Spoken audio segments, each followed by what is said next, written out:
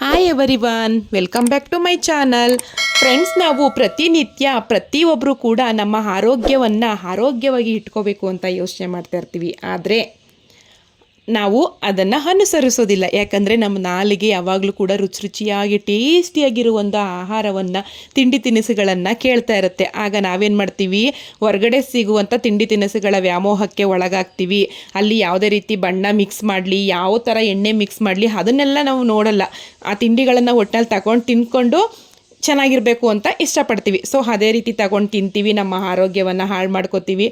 ಬರದೇ ಇರುವಂಥ ಕಾಯಿಲೆಗಳೆಲ್ಲ ಬರೆಸ್ಕೊಂಡು ನಾವು ಬೇಗನೆ ಚಿಕ್ಕ ವಯಸ್ಸಿಗೆ ಸಾಯೋದನ್ನು ಈಗ ಸುಮಾರು ಕಡೆ ನೀವು ನೋಡ್ತಾ ಇರ್ಬೋದು. ಹೊರಗಡೆ ತಿಂಡಿ ತಿಂದು ಗ್ಯಾಸ್ಟ್ರಿಕ್ ಪ್ರಾಬ್ಲಮ್ಗಳು, ಅಸಿಡಿಟಿ ಮತ್ತು ಬೇರೆ ಬೇರೆ ಕಾಯಿಲೆಗಳಿಗೆ ಒಳಗಾಗ್ತಾ ಇದ್ದೀವಿ. ಹಾಗಾಗಿ ನಾನು ಮನೆಯಲ್ಲೇ ಸಿಗುವಂತಹ ಪದಾರ್ಥಗಳನ್ನು ಉಪಯೋಗಿಸ್ಕೊಂಡು ಒಂದು ಆರೋಗ್ಯವಾದ ಅಡುಗೆಯನ್ನು ಇವತ್ತು ನಾನು ನಿಮಗೆ ಹೇಳ್ಕೊಡೋಣ ಅಂತ ಅಂದ್ಕೊಂಡಿದ್ದೀನಿ. ಸೊ ನಮ್ಮ ಆರೋಗ್ಯ ನಮ್ಮ ಕೈಯಲ್ಲಿದೆ ಅಂತ ಹೇಳ್ತಾ ನಾನು ಈ ವಿಡಿಯೋನ ಸ್ಟಾರ್ಟ್ ಮಾಡ್ತಾ ಇದ್ದೀನಿ. ಸೊ ನಾನು ಯಾವುದೇ ರೀತಿ ಸಾಸನ್ನ ಉಪಯೋಗಿಸ್ತಾನೆ ಒಂದು ಒಳ್ಳೆ ಅಡುಗೆನ ನಾನು ನಿಮಗೆ ತೋರಿಸ್ತಾ ಇದ್ದೀನಿ. ಏನಪ್ಪ ಅಂತಂದರೆ homemade egg rice. So ಹಾಗಿದ್ರೆ ಈಗ ಹೇಗೆ ಮಾಡೋದು ಅಂತ ನೋಡೋಣ. ನೀವಿಲ್ಲಿ ನೋಡ್ತಾ ಇರ್ಬೋದು, ಬಣ್ಣನೂ ಕೂಡ ತುಂಬಾ ಚೆನ್ನಾಗಿದೆ. ಸೊ ನೋಡಿ, ಯಾವುದೇ ರೀತಿ ಸಾಸ್ ಹಾಕಿಲ್ಲ, ಆದರೂ ಕೂಡ ಎಗ್ ರೈಸ್ ಕಲರೇ ಬಂದಿದೆ. Hi friends, welcome back to my channel.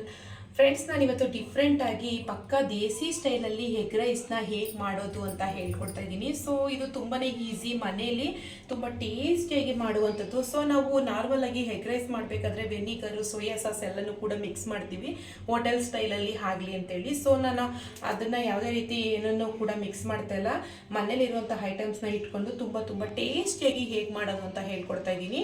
So ನಾನು ಎಗ್ ರೈಸ್ನ ಹೇಗೆ ಮಾಡೋದು ಅಂತ ಹೇಳ್ಕೊಡೋದಕ್ಕಿಂತ ಮುಂಚಿತವಾಗಿ ದಯವಿಟ್ಟು ಯಾರ್ಯಾರು ನನ್ನ ಚಾನಲ್ನ ಸಬ್ಸ್ಕ್ರೈಬ್ ಮಾಡದೆ ನೋಡ್ತಾ ಇದ್ದೀರಾ, ಬೇಗ ಸಬ್ಸ್ಕ್ರೈಬ್ ಮಾಡಿಕೊಂಡು ಈ ವಿಡಿಯೋನ ಫುಲ್ ವಾಚ್ ಮಾಡಿ. ಹೇಗೆ ಮಾಡಿದ್ದೀನಿ ಅಂತ ನಿಮಗೆ ಗೊತ್ತಾಗುತ್ತೆ. ಸೊ ಇವಾಗ ಸ್ಟಾರ್ಟ್ ಮಾಡ್ತೀನಿ ಹೇಗೆ ಮಾಡೋದು ಅಂತ.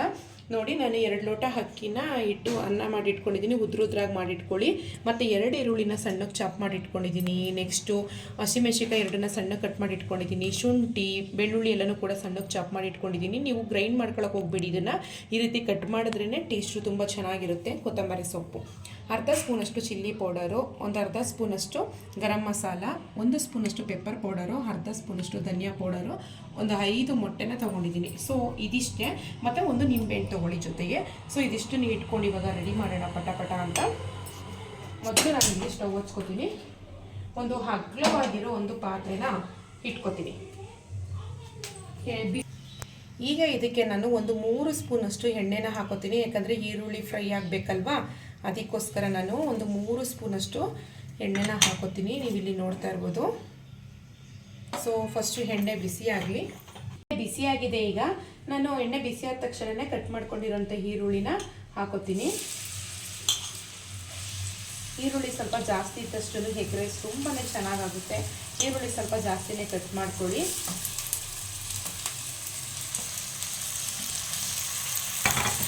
ಇದು ಸ್ವಲ್ಪ ಹಸಿ ಸ್ಮೆಲ್ ಹೋಗೋವರೆಗೂ ಫ್ರೈ ಮಾಡ್ಕೊಳ್ಳೋಣ. ಸೊ ತುಂಬಾ ಚೆನ್ನಾಗಿರುತ್ತೆ. ಎಣ್ಣೆನೂ ಅಷ್ಟೇ ನೋಡಾಕೊಳ್ಳಿ, ತುಂಬ ಜಾಸ್ತಿನೂ ಆದರೂ ಕೂಡ ಟೇಸ್ಟು ಒಂಥರ ಆಗಿಬಿಡುತ್ತೆ. ಅದಕ್ಕೋಸ್ಕರ ನಾನು ಒಂದು 3 ಸ್ಪೂನ್ ತೊಗೊಂಡಿದ್ದೀನಿ ಎಣ್ಣೆನ. ಇದು ಸ್ವಲ್ಪ ಫ್ರೈ ಆಗಿ. ಸೊ ಇದ್ರ ಜೊತೆಗೇ ನಾನು ಕಟ್ ಮಾಡ್ಕೊಂಡಿರುವಂಥ ಶುಂಠಿ, ಬೆಳ್ಳುಳ್ಳಿ, ಹಸಿಮೆಣಸಿನ್ಕಾಯಿ 3 ಕೂಡ ಈಗ ನಾನು ಮಿಕ್ಸ್ ಮಾಡ್ಕೊತೀನಿ. ಈರುಳ್ಳಿ ಜೊತೆಗೆ ಇದು ಚೆನ್ನಾಗಿ ಫ್ರೈ ಆಗಿ, ಏನಂದರೆ ಶುಂಠಿ ಸ್ವಲ್ಪ ಬ್ರೌನ್ ಕಲರ್ ಬರಬೇಕು, ಅದು ಫ್ರೈ ಆಗಬೇಕು ಎಣ್ಣೆ ಒಳಗಡೆ, ತುಂಬಾ ಚೆನ್ನಾಗಿರುತ್ತೆ. ಅದಕ್ಕೋಸ್ಕರ ನಾನು ಶುಂಠಿನೂ ಕೂಡ ಇದ್ರ ಜೊತೆಗೆ ಹಾಕ್ಕೊಂಡು ಚೆನ್ನಾಗಿ ಫ್ರೈ ಮಾಡ್ಕೊತಾ ಇದ್ದೀನಿ. ಈರುಳ್ಳಿಯಲ್ಲಿ ಫ್ರೈ ಆಗ್ತಾ ಇದೆ, ಅಷ್ಟು ನಾನು ಮೊಟ್ಟೆನ ಹೊಡೆದಿಟ್ಕೊತೀನಿ. ಒಂದೊಂದನೇ ಹೊಡೆದು ಹಾಕ್ಬೋದು, ಬಟ್ ಒಂದು ಸಾರಿ ಹಾಕ್ಕೊಂಡ್ರೆ ಬೆಸ್ಟು. ಅದಕ್ಕೋಸ್ಕರ ನಾನು ಒಂದು ಸಾರಿ ಮೊಟ್ಟೆಗಳನ್ನು ಹೊಡೆದು ಒಂದು ಪಾತ್ರೆ ಒಳಗಡೆ ಹಾಕೋತೀನಿ. 5 ಮೊಟ್ಟೆನೂ ಕೂಡ ಒಂದು ಪಾತ್ರೆ ಒಳಗಡೆ ಇಟ್ಕೊತೀನಿ. ಸೊ ಇವಾಗ ನೋಡಿ, ಈರುಳ್ಳಿ ಕಲರೆಲ್ಲ ಚೇಂಜ್ ಆಗಿದೆ, ಘಮ ಫ್ಲೇವರ್ ಬರ್ತಾಯಿದೆ. ಯಾಕಂದರೆ ಶುಂಠಿ, ಬೆಳ್ಳುಳ್ಳಿ ಎಲ್ಲ ಹಾಕಿದ್ದೀನಲ್ವ, ಅದಕ್ಕೋಸ್ಕರ. ಇವಾಗ ನಾನು ಹೊಡ್ಕೊಂಡಿರುವಂಥ ಮೊಟ್ಟೆ ಎಲ್ಲನೂ ಕೂಡ ಹಾಕೋತಾ ಇದ್ದೀನಿ.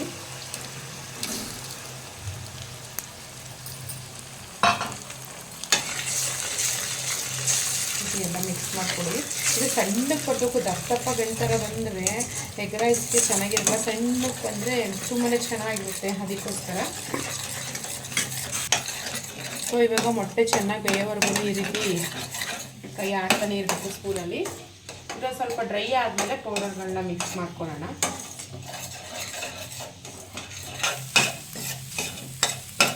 ಸೊ ಇಲ್ಲಿ ನೀವು ನೋಡ್ತಾ ಇರ್ಬೋದು ಆಲ್ಮೋಸ್ಟ್ ಎಲ್ಲ ಡ್ರೈ ಆಗಿದೆ. ಇದಕ್ಕೆ ಈಗ ನಾವು ಹೋಟೆಲ್ಗಳಲ್ಲೆಲ್ಲ ಕಲರ್ ಬರಲಿ ಅಂತ ಸಾಸೆಲ್ಲ ಹಾಕ್ತಾರೆ. ಸೊ ನಾನು ಇವಾಗ ಸಾಸೆಲ್ಲ ಹಾಕ್ತಾನೆ ಕಲರ್ ಬಡಿಸ್ತೀನಿ, ನೋಡ್ತೀರಿ. ಇವಾಗ ನಾನು ಖಾರದ ಪುಡಿ, ನೆಕ್ಸ್ಟು ಗರಂ ಮಸಾಲ ಪೌಡರು ಇದೆಲ್ಲ ನೆಕ್ಸ್ಟು ಧನಿಯಾ ಪೌಡರು, ಲಾಸ್ಟಲ್ಲಿ ಪೆಪ್ಪರ್ ಪೌಡರ್ನ ಹಾಕ್ಕೊಳ್ಳಿ. ಇದಕ್ಕೇನೆ ಡೈರೆಕ್ಟ್ ರೈಸ್ಗಾಗುವಷ್ಟು ಉಪ್ಪನ್ನು ಕೂಡ ಹಾಕೋತೀನಿ, ನೋಡ್ಕೊಂಡು ಹಾಕ್ಕೊಳ್ಳಿ. ಸ್ವಲ್ಪ ಹಾಕ್ಕೊಂಡಿರಿ, ಆಮೇಲೆ ರೈಸ್ ಹಾಕ್ಕೊಂಡ್ಮೇಲೆ ಸಪ್ಪೆ ಅನಿಸಿದ್ರೆ ಇನ್ನೊಂದು ಸರಿ ಹಾಕ್ಕೊಳ್ಳಿ. ಇದಿಷ್ಟನ್ನು ಹಾಕ್ಕೊಂಡಿರುವಾಗ ಚೆನ್ನಾಗಿ ಮಿಕ್ಸ್ ಮಾಡ್ಕೊಳ್ಳಿ. ಕಲರ್ ಎಷ್ಟು ಚೆನ್ನಾಗಿ ಬರ್ತೈತಲ್ವ, ಇಷ್ಟಾದರೆ ಸಾಕು, ರೈಸ್ ಸಾಕಾಗಿರುತ್ತೆ ಎಲ್ಲ. ಸೊ ಫ್ರೆಂಡ್ಸ್, ಇಲ್ಲಿ ನೀವು ನೋಡ್ತಾ ಇರ್ಬೋದು ನೋಡಿ, ಕಲರ್ ಅಂತೂ ಸಾಕಾಗಿ ಬಂದಿದೆ. ಹಿಂಗೆ ಅಲ್ವಾ ನಾವು ಹೋಟೆಲ್ಗಳಲ್ಲಿ ತಗೊಂಡು ತಿನ್ನೋದು, ಇದೇ ಕಲರಲ್ಲಿರುತ್ತೆ. ಇವಾಗ ಎಲ್ಲ ಕರೆಕ್ಟಾಗಿ ರೆಡಿಯಾಗಿದೆ. ಈಗ ಲಾಸ್ಟ್ ನಾನು ಇವಾಗ ರೈಸ್ನ ಹಾಕೋತೀನಿ, ಮಾಡ್ಕೊಳ್ಳಿ. ನಾನು ಆಲ್ರೆಡಿ ಎಲ್ಲನೂ ಇದೆಲ್ಲ ಇಂಟೆಲ್ಲ ಹೊಡ್ಕೊಂಡು ಸೈಡಲ್ಲಿ ಇಟ್ಕೊಂಡಿದ್ದೆ, ಅದನ್ನು ಇವಾಗ ಹಾಕೋತಾ ಇದ್ದೀನಿ. ಎಷ್ಟು ಸಿಮ್ಮಲ್ಲಿ ಇಟ್ಕೊಂಡಿರಿ, ಇಲ್ಲಾಂದರೆ ತಳ ಹಿಡಿದ್ಬಿಡುತ್ತೆ, ಅದಕ್ಕೋಸ್ಕರ.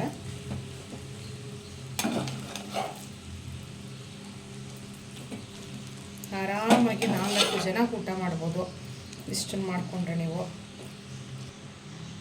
ಸೊ ಇವಾಗ ರೈಸೆಲ್ಲ ಹಾಕ್ಕೊಂಡಿದ್ದೀನಿ, ಮಿಕ್ಸ್ ಮಾಡ್ಕೊಳ್ಳೋಣ. ಸಿಮ್ಮಲ್ಲಿ ಇಟ್ಕೊಂಡಿರೋದ್ರಿಂದ ತಳ ಏನು ಹಿಡಿಯಲ್ಲ.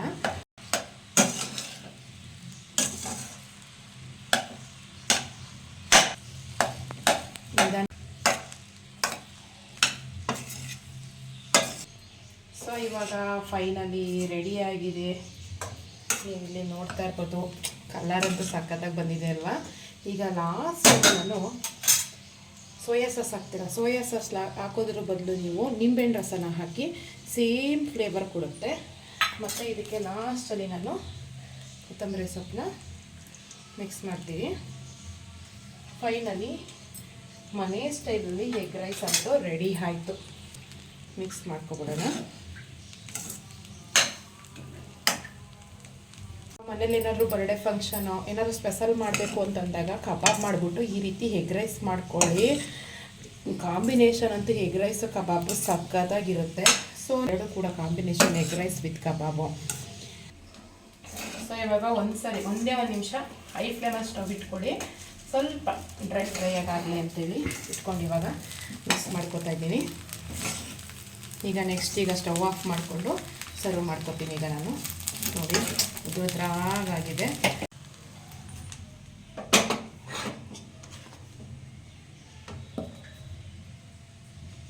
ನೋಡಿ ನೀವು ಇಲ್ಲಿ ಹತ್ರದಲ್ಲಿ ಎಷ್ಟು ಚೆನ್ನಾಗಿ ಕಾಣಿಸ್ತೈತೆ ಅಂದರೆ, ಮಕ್ಳಿಗೆ ಮಾಡಿಕೊಟ್ರೆ ಮೊಟ್ಟೆ ತಿನ್ನಲ್ಲ ಅನ್ನೋರಿಗೆ ಈ ರೀತಿ ಮಾಡಿಕೊಡಿ. ವಿತ್ ರೈಸ್ ಹೆಗ್ಗು ತುಂಬ ಇಷ್ಟಪಟ್ಟು ತಿಂತಾರೆ. ನಾವು ಯಾವುದೇ ರೀತಿಯ ಆರ್ಟಿಫಿಷಿಯಲಿ ಸಾಸ್ಗಳೆಲ್ಲ ಹಾಕಿಲ್ಲ, ಮನೇಲಿರುವಂಥ ಮೆಣಸಿನ ಪುಡಿ, ಧನಿಯಾ ಪೌಡರ್ ಹಾಕಿರೋದ್ರಿಂದ ಆರೋಗ್ಯವೂ ಕೂಡ ಇರ್ಬೋದು. ಫ್ರೆಂಡ್ಸ್, ನೀವು ನೋಡಿದ್ರಲ್ಲ ನಾನು ಯಾವ ರೀತಿ ಮನೇಲಿರುವಂಥ ಪದಾರ್ಥಗಳನ್ನು ಉಪಯೋಗಿಸ್ಕೊಂಡು ತುಂಬ ಟೇಸ್ಟಿಯಾಗಿ ಕಲರ್ಫುಲ್ಲಾಗಿ ಎಗ್ ರೈಸ್ನ ಹೇಗೆ ಮಾಡಿದೆ ಅಂತ. ನೀವು ಕೂಡ ನಿಮ್ಮ ಮನೇಲಿ ಟ್ರೈ ಮಾಡಿ. ಈ ರೀತಿ ಮಾಡೋದ್ರಿಂದ ಆರೋಗ್ಯವಾಗಿ ಇರ್ಬೋದು. ಮಕ್ಳಿಗೂ ಕೂಡ ನಾವು ಈ ರೀತಿ ಮಾಡಿಕೊಟ್ರೆ ಅವರ ಆರೋಗ್ಯನೂ ಕೂಡ ತುಂಬಾ ಚೆನ್ನಾಗಿರುತ್ತೆ. ನೀವು ಟ್ರೈ ಮಾಡಿ ಫಸ್ಟು ನಿಮ್ಮ ಮನೇಲಿ, ಆಮೇಲೆ ಹೇಗಿತ್ತು ಅಂತ ಕಾಮೆಂಟ್ ಮಾಡಿ ಅಂತ ಹೇಳ್ತಾ ನಾನು ಈ ವಿಡಿಯೋನ ಎಂಡ್ ಮಾಡ್ತಾಯಿದ್ದೀನಿ.